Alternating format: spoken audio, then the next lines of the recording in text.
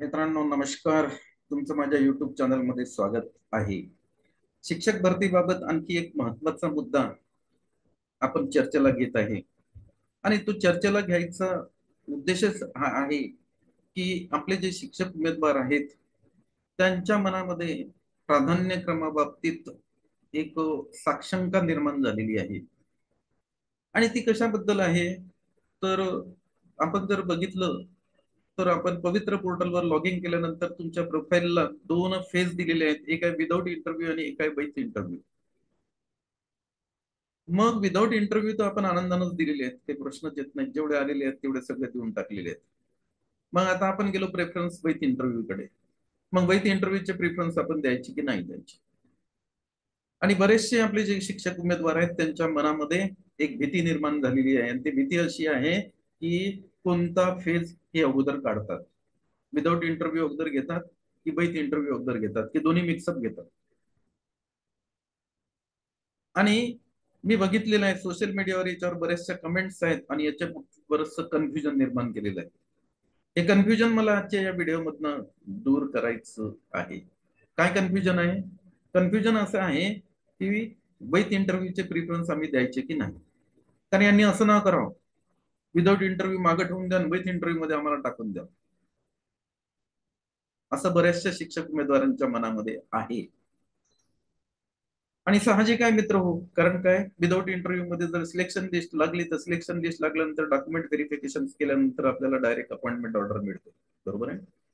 आणि with interview मध्ये काय होते तर तुम्हाला एका पोस्टसाठी 3 उमेदवार पाठवले जातात संस्थेकडे आणि संस्थेला 30 गुण दिलेले आहेत. 30 गुणावर तुमचं सिलेक्शन होते. तेही बरोबर आहे, काही प्रश्न नाही.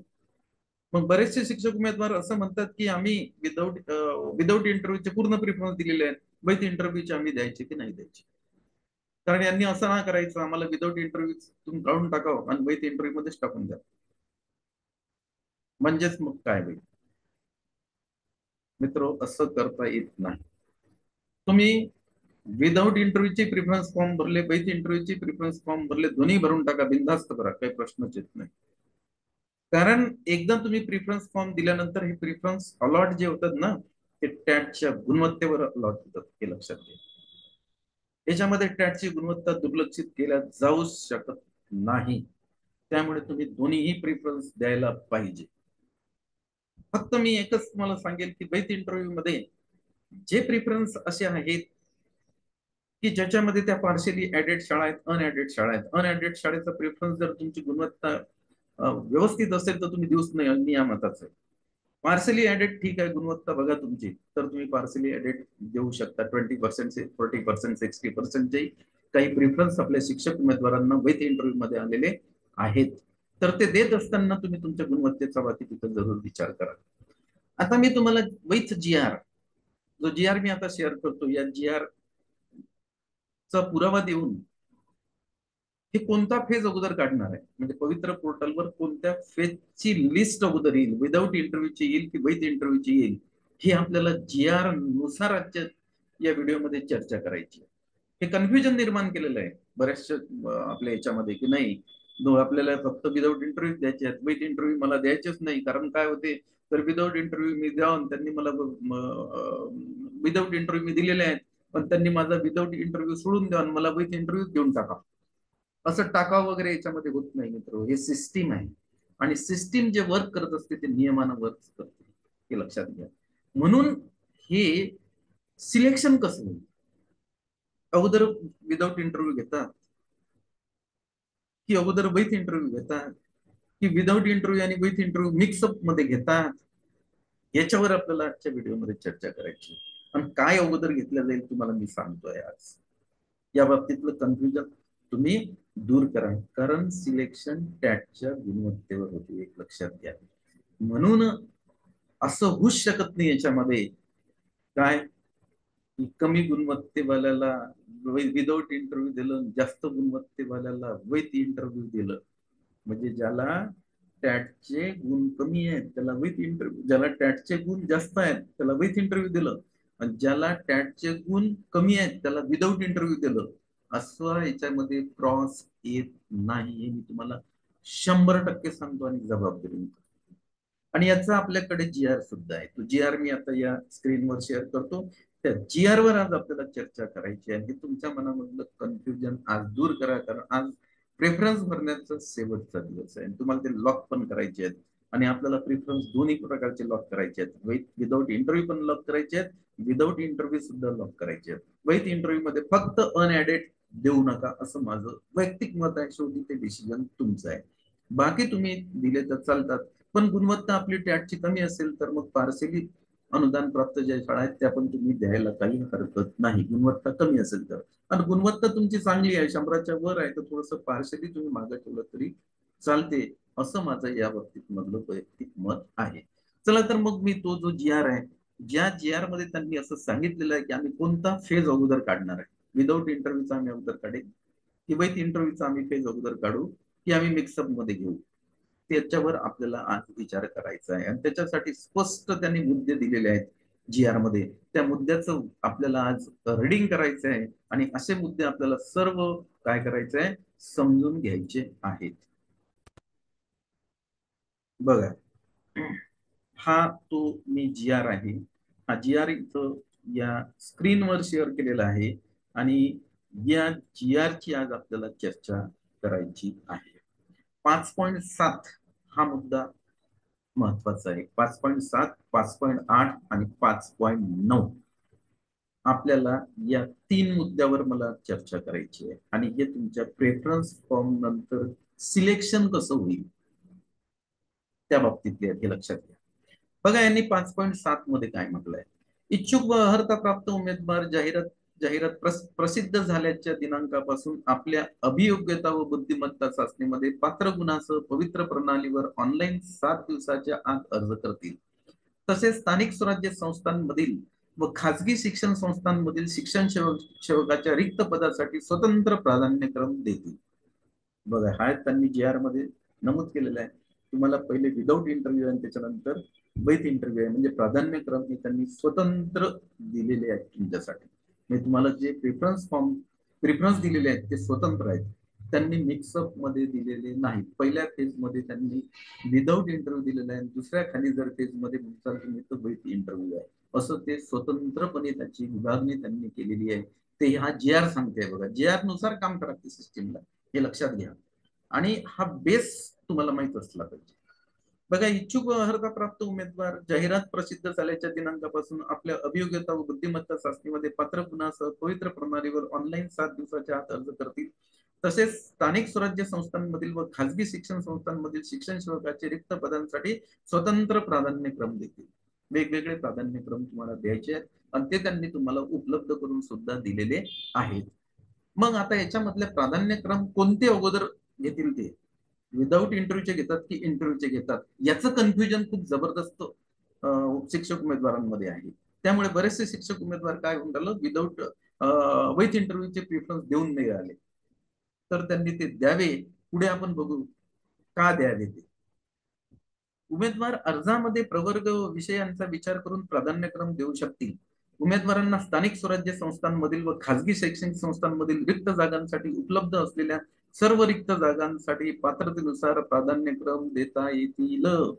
त्यांनी सांगितलंय की खाजगी शैक्षणिक संस्था आणि स्थानिक स्वराज्य संस्था यांना त्यांच्या पात्रतेनुसार, म्हणजे शैक्षणिक आणि व्यावसायिक पात्रतेनुसार प्राधान्यक्रम देता येतात, असं त्यांनी स्पष्ट इथं केलेलं आहे.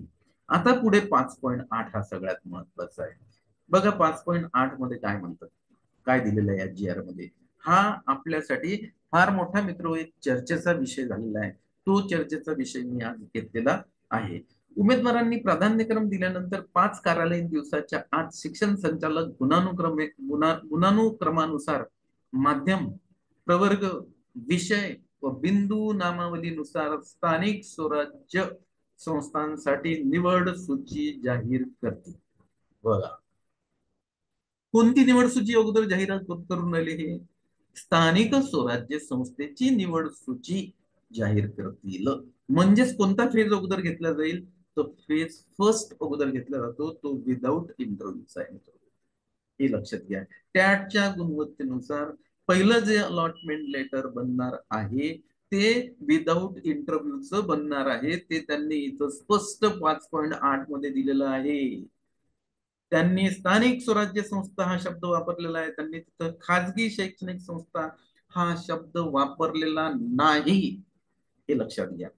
खाजगी शैक्षणिक संस्था हा शब्द 5.9 मध्ये वापरलेला आहे, 5.8 मध्ये नाही. म्हणजे सिक्वेन्सली 5.8 अगोदर आलेला आहे. 5.9 जो आहे खाजगी शैक्षणिक संस्थेचा, तो 5.8च्या नंतर आलेला आहे.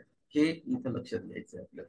म्हणून हे कन्फ्युजन आता दूर करून टाका. अगोदर जे सिलेक्शन होणार आहे ते विदाऊट इंटरव्ह्यू वाल्यांचं होणार आहे त्याच्या गुणवत्तेनुसार, आणि त्यानंतरच ते काय करतील, विथ इंटरव्ह्यूला हात लावणार आहेत.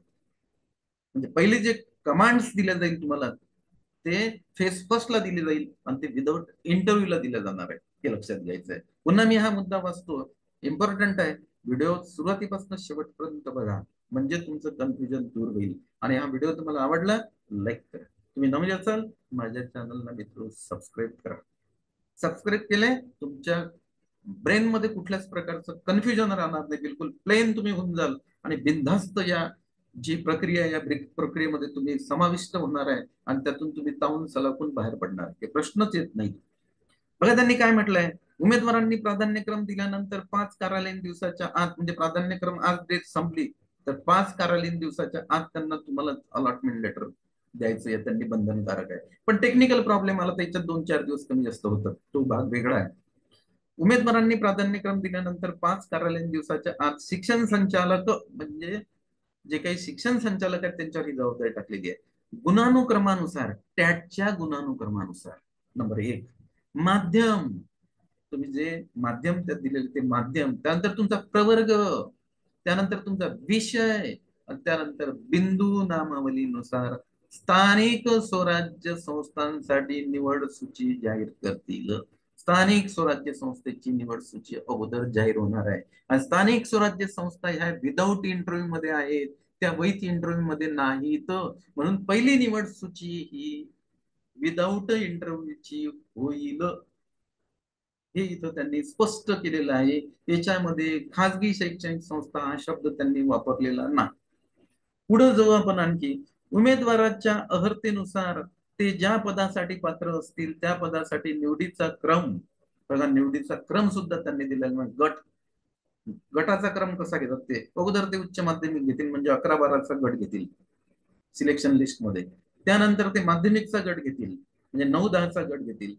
आणि त्यानंतर उच्च प्राथमिकचा गट घेतील, म्हणजे 6-8चा गट घेतील. आणि त्यानंतर ते प्राथमिक, म्हणजे 1 ते 5चा गट घेतील.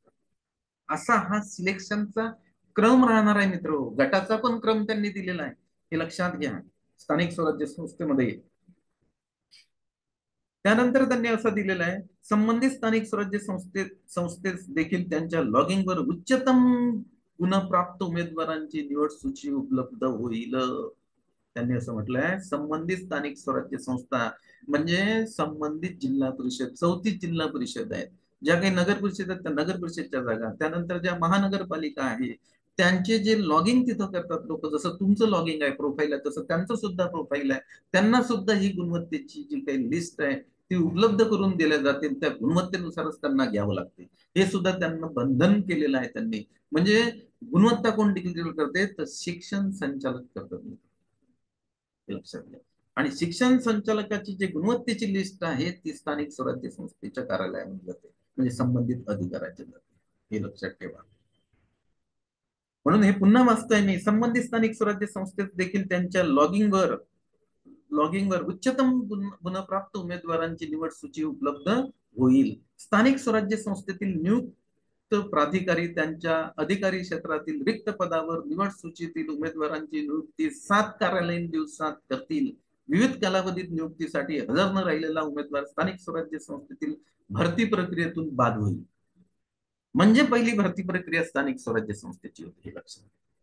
याच्यामध्ये 5.8 मध्ये खासगी शैक्षणिक संस्थेचा कुठंच उल्लेख केलेला नाही त्यांनी.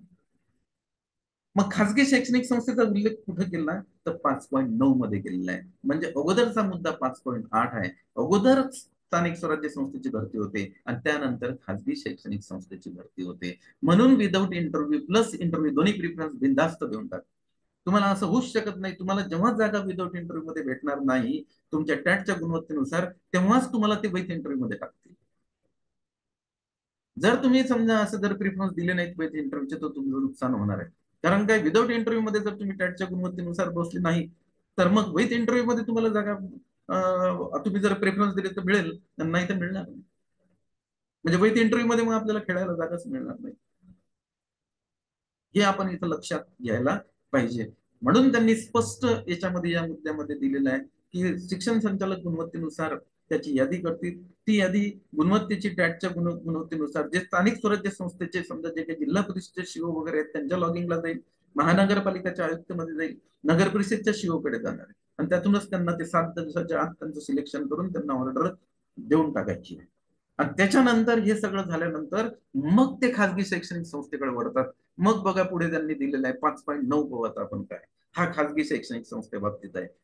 म्हणून अगोदर विदाऊट इंटरव्ह्यूचं जे काय सिलेक्शन निवड तयार होईल आणि त्यानंतर मग खाजगी संस्थेची होईल ते जॉईन झाल्यानंतर. कारण त्याच्यामध्ये काही लोक त्या गटावर जर सॅटिस्फाय नसतील तर त्यांना गट बदलाचा हक्क सुद्धा त्यांनी विथ इंटरव्ह्यू मध्ये दिलेला आहे. ते पण तिथं महत्वाचं आहे. एखादा जर समजा उच्च क्वालिफाईड व्यक्ती आहे आणि त्याला 6 ते 8चा गट भेटला, पण त्याला असं वाटतं मला 9 ते 10चा विथ इंटरव्ह्यू मध्ये भेटला पाहिजे, तर हा 6 ते 8चा गट त्याचा कायम राहून त्याला विथ इंटरव्ह्यू मध्ये सुद्धा खेळता येते. आणि जेव्हा तो विथ इंटरव्ह्यू मध्ये सिलेक्ट होईल तेव्हा 6 ते 8च्या गटाचा रिझल्ट तो राजीनामा देऊन टाकेल. हे सुद्धा याच्यामध्ये त्यांनी दिलेलं आहे. म्हणून पहिला जो राऊंड आहे, पहिला राऊंड आहे, पहिली सिलेक्शन लिस्ट कोणाची होईल तर विदाऊट इंटरव्ह्यूची होणार आहे. कशामुळे, कशाच्या नुसार होईल तर टॅटच्या गुणवत्तेनुसार होणार. हे आपल्याला लक्षात घ्यायचं.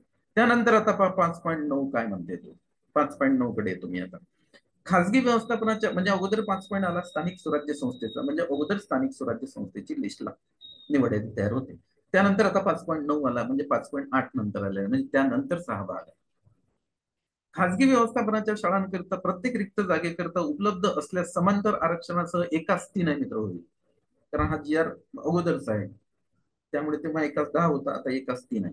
एकाच 3 या गुणवत्तेप्रमाणे उमेदवारांचा प्राधान्यक्रम, गुणानुक्रम, माध्यम प्रवर्ग, विषय व बिंदू नामावलीनुसार उच्चतम गुणवत्ता प्राप्त उमेदवाराची निवड सूची त्या व्यवस्थापनाच्या लॉगिंगवर शिक्षण संचालक उपलब्ध करून देतील. म्हणजे स्थानिक स्वराज्य संस्थेची भरती झाल्यानंतर मग खाजगी व्यवस्थापनाच्या भरतीला ते हात लावतील. मग शिक्षण संचालक पुन्हा टॅटच्या गुणवत्तेनुसार जे काही उमेदवार आलेले आहेत त्यांची टॅटची गुणवत्ता पाहून एकाच 3 या प्रमाणात संबंधित शिक्षण संस्थेच्या जे काही शिक्षण संस्थेचे अध्यक्ष आहेत त्यांच्या लॉगिंगला निवड यादी उपलब्ध करून देतील, असं त्यांचं म्हणणं आहे. संबंधित खासगी व्यवस्थापन त्यांच्या लॉगिंगवर मुलाखतीसाठी उपलब्ध झालेल्या निवड सूचीतील उमेदवारांची मुलाखत घेऊन व त्यांचे अध्यापन कौशल्य तपासून, म्हणजेच खासगी व्यवस्थापनाचे अध्यक्ष किंवा सचिव आहेत त्यांच्या लॉगिंगला निवड यादी उपलब्ध झाली आहे एकाच 3 या प्रमाणात, तर ते त्या उमेदवाराला मुलाखतीसाठी बोलावतील, त्यांचं अध्यापन कौशल्य पाहतील आणि त्यासाठी त्यांनी किती गुण दिलेले आहेत ते सुद्धा त्यांनी इथं दिलेलं आहे. मुलाखतीसाठी उपलब्ध झालेल्या निवड सूचीतील उमेदवारांची मुलाखत घेऊन व त्यांचे अध्यापन कौशल्य तपासून त्या आधारे उच्चतम गुण प्राप्त झालेल्या उमेदवारांची रिक्त पदावर निवड करेल. मुलाखत व अध्यापन कौशल्यासाठी एकूण 30 गुण दिलेले आहेत. 15 गुण त्यांच्या पर्सनल इंटरव्ह्यू साठी आहेत आणि 15 गुण अध्यापनासाठी आहेत. मुलाखत व अध्यापन कौशल्याद्वारे संबंधित शैक्षणिक संस्था उमेदवाराचे गुणपत्रक व निकाल पवित्र प्रणालीवर जाहीर करतील. ज्या दिवशी मुलाखत घेतील, ज्या दिवशी अध्यापन कौशल्य घेतील त्याच दिवशी त्यांना त्या उमेदवाराचं जे गुणपत्रक आहे ते त्यांच्या प्रोफाईलला, संस्था चालक किंवा सचिवाच्या प्रोफाईलला त्यांना अपलोड करावं लागते की हा एक उमेदवार आहे, याचा मी इंटरव्ह्यू घेतला, पर्सनल इंटरव्ह्यूला 15 पैकी त्याला एवढे मार्क्स भेटलेले आहेत, अध्यापनाला त्याला 15 पैकी एवढे मार्क्स भेटलेले आहेत, टोटल एवढे भेटलेले आहेत, त्यातला जो हायएस्ट आहे त्याचं त्याला सिलेक्शन करायचा अधिकार आहे. मुलाखत व अध्यापन कौशल्याद्वारे संबंधित शैक्षणिक संस्था उमेदवाराचे गुणपत्रक व निकालपत्रक प्रणालीवर जाहीर करतील. त्याचबरोबर मुलाखतीस उपस्थित राहिलेल्या उमेदवाराला देखील त्याचा निकाल व्यक्तिशः कळवतील. जे उमेदवार मुलाखतीस उपलब्ध आहेत त्यांना सुद्धा त्यांचा निकाल, तो जो काही निकाल आहे कशाचा, पर्सनल इंटरव्ह्यूचा आणि अध्यापन कौशल्याचा, त्या शैक्षणिक संस्थेला व्यक्तिशः कळवावा लागतो. गुणपत्रकानुसार प्रथम क्रमांकावर असलेल्या उमेदवाराची नियुक्ती 7 कार्यालयीन दिवसात संबंधित शैक्षणिक संस्था करेल आणि त्या गुणपत्रिकामध्ये 30 पैकी जो हायएस्ट आहे त्याची नियुक्ती संबंधित शैक्षणिक संस्थेला करायची आणि ते त्यांना 7 दिवसात करायची. तर असा मी तो 5.7 घेतला, 5.8 घेतला, 5.9 घेतला.